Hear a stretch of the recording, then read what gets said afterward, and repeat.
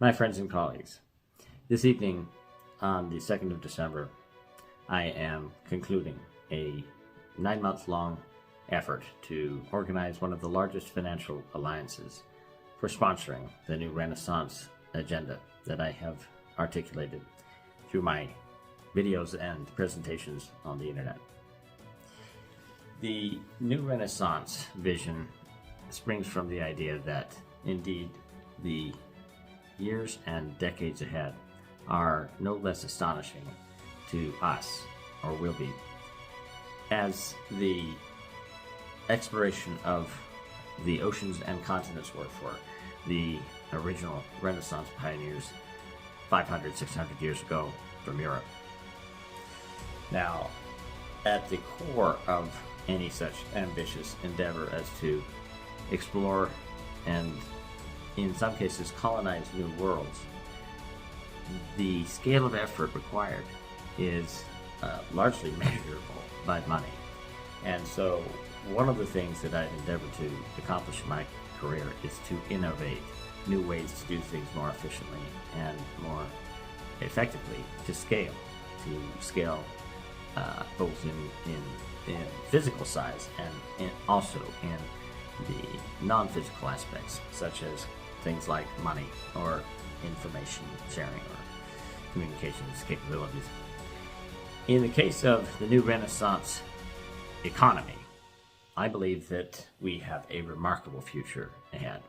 And when I land in DC, I will begin sharing the vision of how we're going to spark a new hope for American vitality, economic vitality, the likes of which we have not seen in, I would say, decades. The concepts of reforming our taxation system, not by getting rid of it, but by augmenting it through the integration of revised accounting methodologies that separate and make distinct the difference between intelligent life forms like us and the robots that we have built, all the way from smartphones to smart cars to smart homes, and indeed future visions that include flying cars that may even one day take us to stars.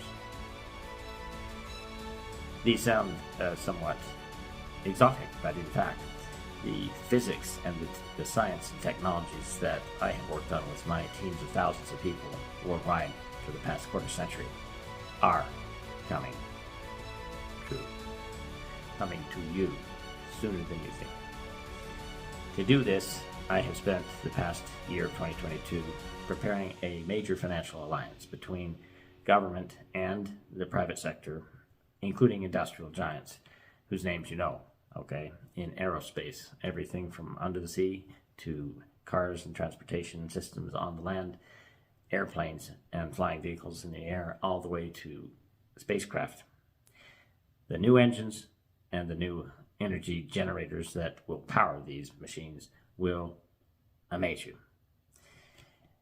Those things are expensive, and doing anything useful with them, like, terraforming Mars to really build cities there that are habitable over the next few decades, is an expensive thing, and we're not going to be able to tax our way to do so. Nor are we going to be able to depend upon one person's pocketbook, no matter how rich. Really, these are things that require an entire civilization's resources to come together.